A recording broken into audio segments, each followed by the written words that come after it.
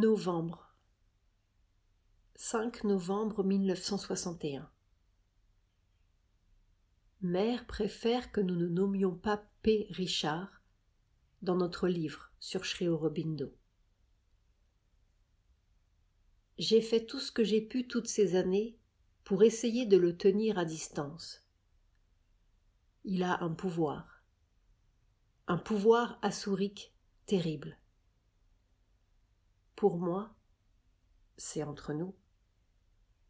Je l'ai vu dès le commencement comme cela, et c'est pour cela que je me suis liée à lui. Je n'avais pas l'intention de l'épouser. Ce sont seulement les affaires de sa famille qui ont rendu nécessaire le mariage. Mais quand je l'ai rencontré, je l'ai reconnu comme une incarnation du Seigneur du mensonge. C'est son origine, ce que lui appelait le Seigneur des nations. Et en fait, c'est celui qui a dirigé tout le cours des événements terrestres depuis les derniers siècles. Théon, lui, était...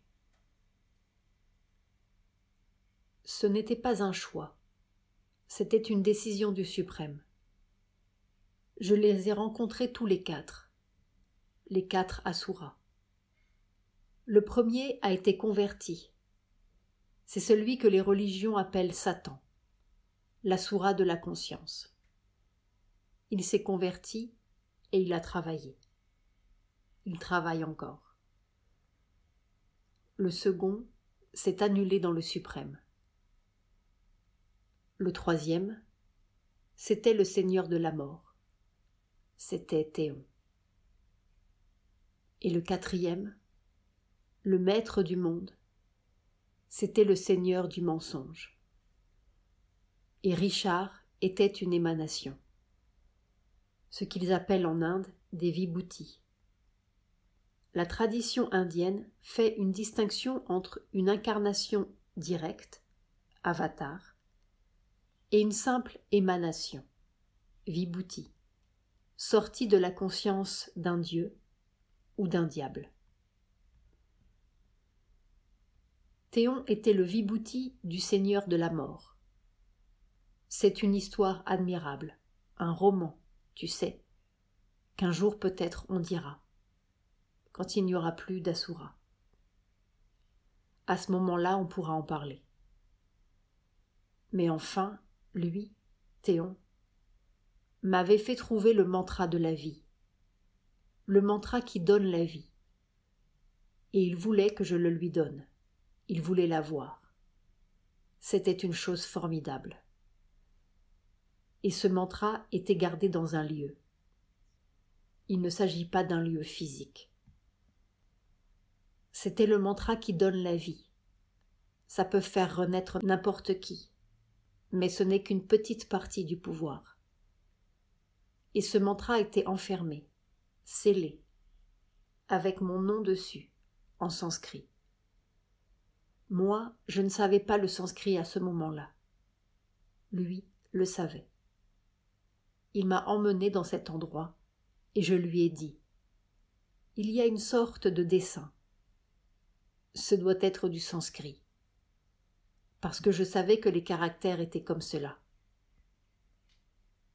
Alors il m'a dit de reproduire ce que je voyais. Je l'ai reproduit.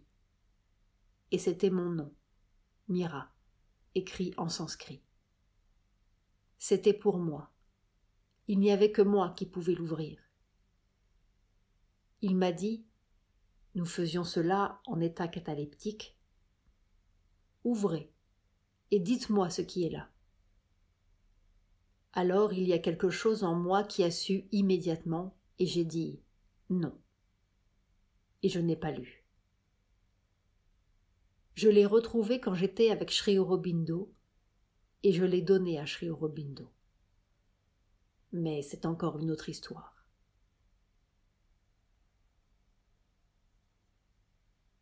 Silence. N'est-ce pas? Dès qu'on entre dans le monde occulte, c'est fantastique ce que l'on peut vivre et ce qui peut exister. Ça viendra plus tard, quand il sera temps de dire ces choses. Voilà. Mais enfin tu comprends que je ne tiens pas beaucoup à introduire Richard dans le livre. Parce que le fait même de parler de lui l'accroche. Richard est décédé aux États-Unis en 1968. Puis il a vraiment tenté de se réincarner à Auroville. Le danger de l'accrocher semble donc écarté, du moins sous cette forme. Il avait été pasteur à Lille, en France, pendant peut-être 10 ans. Il avait beaucoup pratiqué. Mais il a laissé tout cela dès qu'il a commencé à étudier l'occultisme. D'abord, pour passer ses examens de pasteur, il a dû faire de la philosophie théologique. Et il avait étudié toutes les philosophies modernes de l'Europe. Il avait un cerveau métaphysique plutôt remarquable. Puis je l'ai rencontré à propos de Théon et de la revue cosmique. Et c'est moi qui l'ai mené à la connaissance occulte. Après, il y a eu toutes sortes d'histoires très peu intéressantes. Il est devenu avocat pendant que nous nous connaissions. J'ai appris le droit en même temps que lui. Je pouvais passer l'examen. Et les histoires de divorce ont commencé. Il a divorcé d'avec sa femme. Il avait 3 enfants. Il voulait s'occuper de ses enfants. Il fallait qu'il ait une situation légale. Et alors il m'a demandé si nous pouvions nous marier. J'ai dit oui. Toujours, toutes ces choses m'ont été totalement indifférentes. Mais enfin, quand je l'ai rencontré, j'ai su qui il était, et j'avais décidé que je le convertirais. C'est cela. Toute l'histoire tourne autour de cela. En fait, les livres qu'il a écrits, surtout le premier, L'éther vivant, c'est ma connaissance qu'il a mise en français. Ma foi, en très beau français. Mais c'était moi qui lui disais les expériences, et il l'écrivait. Après, il a écrit Les dieux. C'était incomplet, seulement un côté. Puis il est devenu avocat. Il est entré dans la politique. C'était un orateur de premier ordre. Il enthousiasmait son public. Et on l'avait envoyé ici, en Inde, pour aider à l'élection d'un certain individu qui était candidat et qui ne pouvait pas se tirer d'affaire tout seul. Et comme il s'intéressait à l'occultisme et à la spiritualité, il a profité de l'occasion pour venir ici et pour chercher. Il cherchait un maître, un yogi. Il est arrivé ici. La première chose qu'il ait dite au lieu de s'occuper de sa politique, « Je suis à la recherche d'un yogi ». On lui a dit « Vous avez une chance carabinée. Le yogi vient d'arriver. » Sri Aurobindo venait d'arriver. On a demandé à Sri Aurobindo. Il y a un Français qui demande à vous voir. Sri Aurobindo n'était pas très content, mais enfin la coïncidence lui a paru assez intéressante. Il l'a reçu. C'était en 1910. Quand Richard a eu fini son travail, il est revenu avec une mauvaise photographie de Sri Aurobindo et une impression tout à fait superficielle. Mais le sentiment que Sri Aurobindo savait. L'homme, il ne l'avait pas compris du tout. Il n'avait pas senti que c'était un avatar, mais il avait senti qu'il avait la connaissance. Je crois d'ailleurs qu'il a toujours gardé cette opinion, parce qu'il disait toujours que Sri Aurobindo était un géant unique au point de vue intellectuel. Mais enfin, qu'au point de vue spirituel, il n'avait pas beaucoup de réalisation. Une stupidité de ce genre. La même stupidité que celle de Romain Rolland. Alors, tu comprends, ma relation avec lui se situait sur un plan occulte qu'il est difficile de toucher. N'est-ce pas? Il y a eu ici beaucoup plus excitant que tous les romans que l'on peut imaginer. Mais c'était un homme. Et il n'est pas mort. C'est encore un homme terriblement dangereux à cause de ce qui est derrière lui, le seigneur du mensonge. Tu n'as pas enregistré ça? Si. Ah non, il faut détruire tout cela. Si tu pouvais mettre seulement une note. Paul Richard qui avait rencontré Sri Aurobindo pour la première fois en 1910. Et on peut dire que c'était un théologien, un écrivain théologien, quelque chose comme cela, qui explique le fait qu'il a poussé Sri Aurobindo à écrire. Quand il est revenu, il m'a dit que, dès qu'il pourrait, il m'emmènerait là-bas. On a commencé la revue Aria au mois de juin 1914 et on a annoncé que le premier numéro sortirait le 15 août, le jour de la naissance de Sri Aurobindo. Et je crois que la guerre a éclaté le 3 août. La guerre a éclaté avant que le premier numéro ait paru. Ce renseignement-là est très intéressant.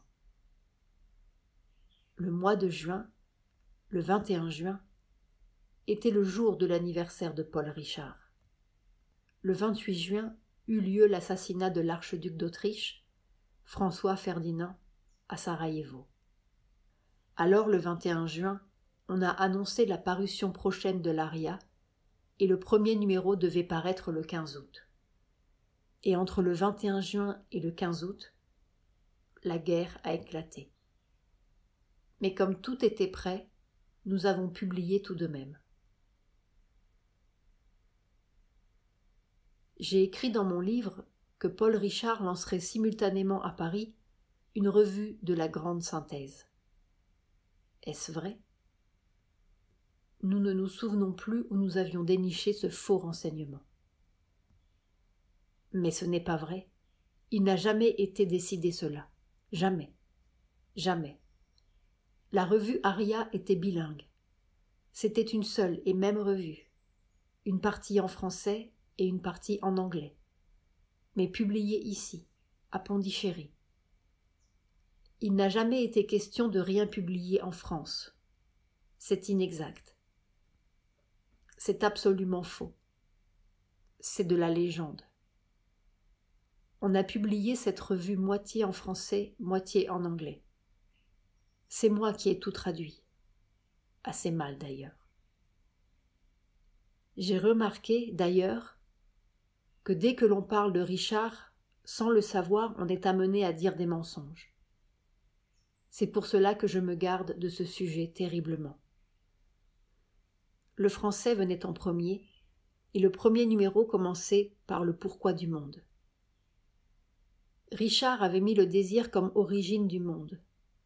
Ils étaient toujours en désaccord parce que Richard disait « c'est le désir » et Sri Aurobindo disait « c'est la joie qui est la force initiale de la manifestation ». Alors Richard disait « c'est Dieu qui a désiré se connaître lui-même ». Et Sri Aurobindo disait « non, Dieu avait la joie de se connaître lui-même ». C'était tout le temps comme cela. Sri Aurobindo a continué à traduire. Quand Richard était au Japon, il a envoyé ses manuscrits. Le pourquoi du monde et l'éternelle sagesse. Et Sri Aurobindo retraduisait en anglais. Et au fond, pour Sri Aurobindo, cela a été un soulagement quand nous sommes partis. Il l'a écrit à je ne sais qui, mais c'était d'une façon tout à fait superficielle. C'était un grand soulagement quand Richard est parti. Parce que nous sommes retournés en France, puis il s'est fait réformer pour raison de santé. Il a eu une maladie de cœur yogique. Et la vie en France était impossible. Et puis ma présence là-bas était dangereuse parce que les choses qui s'y passaient étaient monstrueuses. Monstrueuses. Et que, comme le dit Sri Aurobindo, assise dans ma maison toute seule, ça produisait des révolutions. Il y avait des armées qui se révoltaient. Mère fait allusion à l'aphorisme suivant de Sri Aurobindo. 120. Si tu peux percevoir que tu conduis des révolutions, alors même que tu es assis tout seul, immobile et sans parole au sommet de la montagne, tu as la vision divine et tu es libre des apparences. Cet aphorisme est complété par un autre. Si tu peux percevoir que tu ne fais rien, alors même que tu accomplis de grandes actions et mets en mouvement des résultats formidables, sache que Dieu a retiré son sceau de tes paupières. Quand j'ai vu cela, moi je ne voulais pas que les Allemands aient la victoire. C'était encore pire. J'ai dit, il vaut mieux que je m'en aille. Alors il a réussi à se faire envoyer au Japon, pour des raisons commerciales. C'est admirable. Comme représentant de certaines maisons. Les gens n'avaient pas envie de voyager. C'était assez dangereux. On risquait d'aller au fond de l'eau. Alors, quand nous nous sommes offerts, ils ont été contents. Et ils nous ont envoyés au Japon. Et alors là, ça aussi, c'est un grand roman. Richard continuait à écrire. Il envoyait ses papiers à Sri Aurobindo. Puis, quand la paix a été signée et que l'on a eu la possibilité de voyager, les Anglais ont déclaré que si l'on essayait de retourner en Inde, ils nous coffraient. Mais tout cela s'est arrangé tout à fait miraculeusement. Ça a presque fait des incidents diplomatiques. Le gouvernement japonais avait décidé que si l'on nous mettait en prison, il ferait des protestations auprès du gouvernement anglais. Une histoire. On pourrait écrire des quantités de romans. Bref, Richard est revenu avec moi ici. Et c'est là qu'a commencé la tragicomédie. Un jour, je te raconterai cela. Fantastique, fantastique. Et c'est certainement le pouvoir de Sri Aurobindo qui a fait que Richard a décidé de partir. N'est-ce pas, tout le temps, pendant 12 ans, j'étais le gourou de Richard. C'est comme cela que notre relation se situait. Mais quand on est arrivé ici, je lui ai dit, moi, fini. J'ai essayé. Je n'ai pas réussi à le convertir. Je n'ai réussi à rien, et il faut demander à Sri Aurobindo. Et dès que Sri Aurobindo l'a pris en main, ça a été une autre histoire. Il n'a pas pu tenir le coup. Il est parti. C'était diabolique, n'est-ce pas? C'était devenu quelque chose de fantastique. Il est parti. Évidemment, c'était un homme qui avait une vie plutôt déréglée. Quand il est parti, il a d'abord séjourné dans l'Himalaya et il a fait le sannyasine là. Puis il est allé en France. Et de France, il est allé en Angleterre. En Angleterre, il s'est remarié. Il était bigame. Moi, je ne m'en souciais pas naturellement. Moins il apparaissait, mieux c'était. Mais lui, cela le gênait un peu. Alors, tout d'un coup, un jour, j'ai reçu des lettres d'un avocat, des lettres officielles, pour me dire que j'avais commencé un procès contre Richard pour divorce. Et la raison que j'avais donnée, j'avais un avocat là-bas, un avocat que je n'avais jamais demandé, je ne connaissais pas son nom, ni son existence. Il était mon avocat. C'était à Nice que se faisait le procès. J'accusais Richard de m'avoir abandonné sans me laisser de quoi vivre. C'était moi qui avais toujours payé toutes les dépenses depuis le premier jour de notre rencontre. Alors, ce n'était pas nouveau. Mais enfin. Et naturellement, il ne pouvait pas plaider qu'il était bigame. Il ne pouvait pas non plus me faire l'accuser d'être bigame parce que c'était vrai. Alors, paraît-il, il ne payait pas mes dépenses. Je ne lui réclamais rien non plus dans le procès. pas de pension. Un peu incohérent, tout cela. Enfin, au bout de quelques mois, j'ai reçu l'avis que j'étais divorcée. Ce qui était assez commode d'ailleurs. C'était commode pour la banque. J'avais toujours eu un contrat de mariage avec séparation de biens. Parce que lui n'avait rien. C'était moi qui avais l'argent. Et je voulais être libre d'en faire ce que je voulais. Mais pour cela, les Français sont impossibles. Ils voulaient tout de même que le mari autorise la femme. La femme est mineure en France. Je ne sais plus si cela continue, mais elle était mineure. Alors quoi qu'il arrive, il fallait que le mari contresigne, même si l'argent était à la femme et pas du tout au mari. Elle ne pouvait pas en disposer, c'était ennuyeux. Au Japon, je m'étais tirée d'affaire. Le banquier japonais, lui, trouvait que c'était stupide, et il m'a dit de ne pas y faire attention. Mais ici, à la banque, ils sont embêtants. Alors c'était bien que ce soit fini. Il s'est d'ailleurs encore remarié 2 ou 3 fois.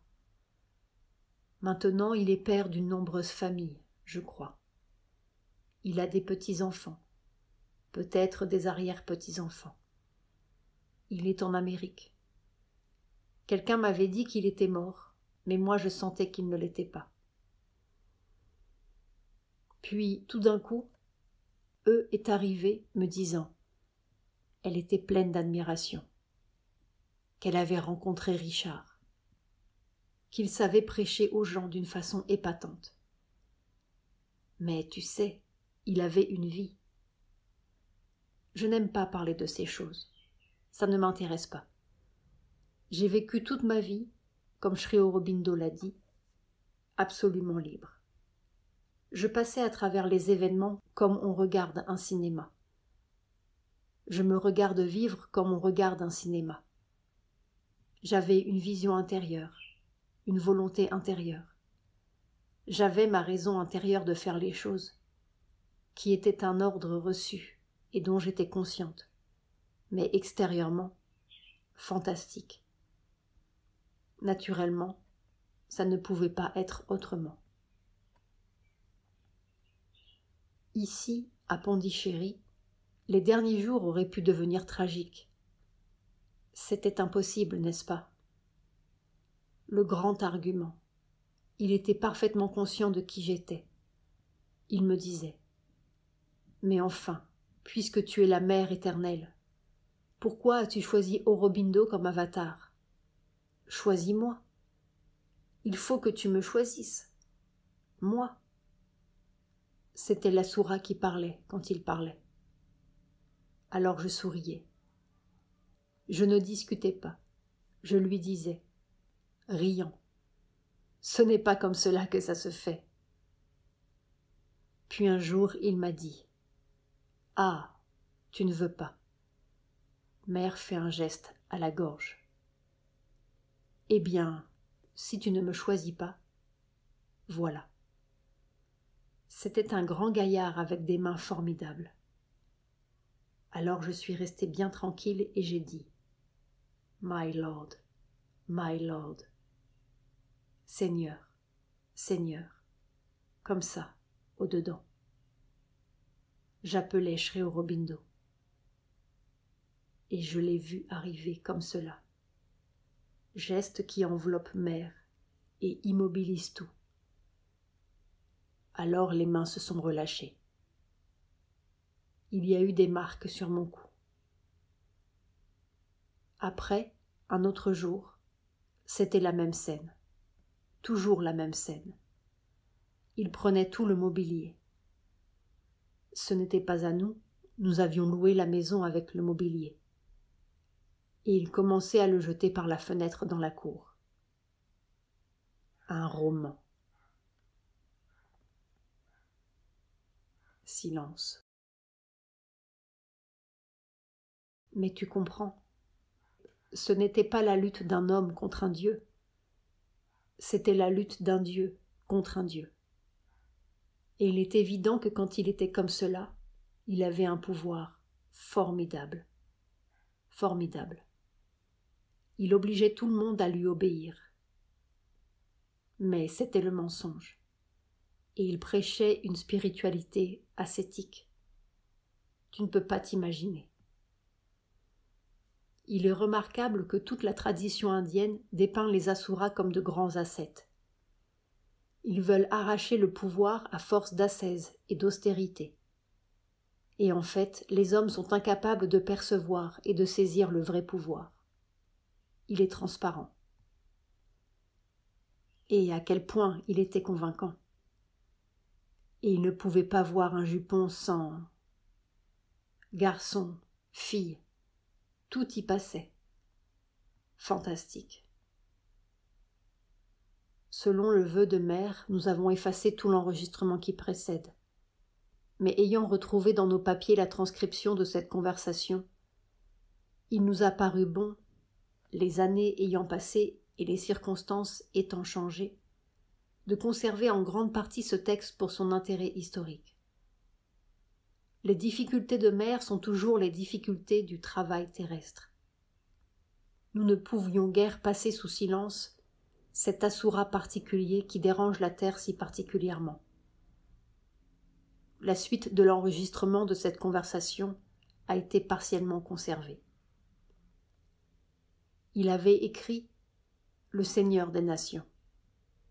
Et moi, je le voyais. Oh, je l'ai vu, ce Seigneur des Nations. Et pendant l'autre guerre, la dernière, la Seconde Guerre mondiale, j'ai eu encore des relations avec lui, mais pas à travers Richard, directement. C'était le Seigneur des Nations, cet être qui apparaissait à Hitler. Ça, c'était fantastique. Et alors, moi, je savais quand ils allaient se rencontrer, parce que, après tout, c'est mon fils. C'est cela qui était le plus comique. Et une fois, je me suis substituée à lui, et je suis devenue le dieu d'Hitler. Et alors je lui ai conseillé d'attaquer la Russie. 2 jours après, il attaquait la Russie. Mais sorti de l'entrevue, je rencontre l'autre, le vrai, qui arrivait à l'entrevue.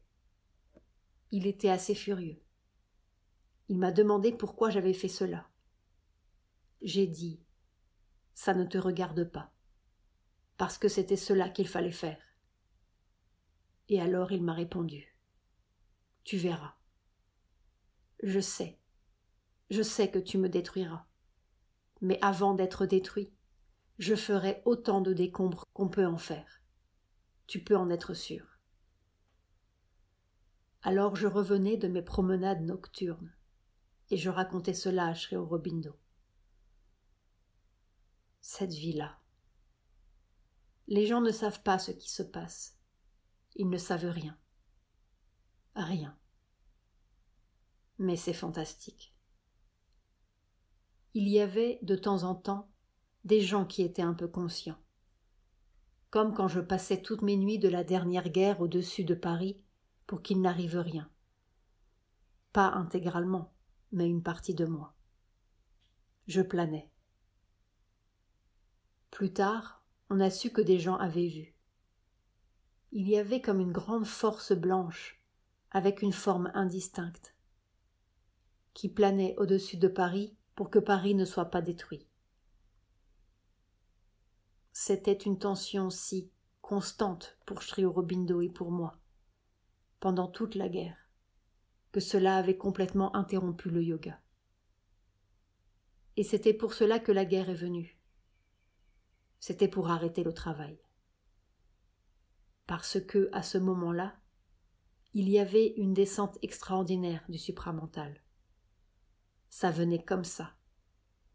Geste massif. Une descente. C'était juste en 1939. Puis la guerre est venue et a arrêté tout. Net. Parce que si nous avions continué personnellement le travail de transformation, nous n'étions pas sûrs d'avoir le temps de finir avant que l'autre ne fasse une bouillie de la terre. Et alors ça aurait reculé toute l'affaire pendant des siècles. Il fallait d'abord arrêter ça, cette action du Seigneur des nations, le Seigneur du mensonge. Tu ne crois pas qu'il va recommencer ? Silence. X était convaincu que ça allait recommencer. On essaye, on essaye. C'est ce que Sri Aurobindo avait dit. Si on tient le coup jusqu'en 1967, alors ce sera fini. C'est possible. Mais les si... Il y a un domaine où il n'y a plus de si. Quand je ne suis plus ici, n'est-ce pas ?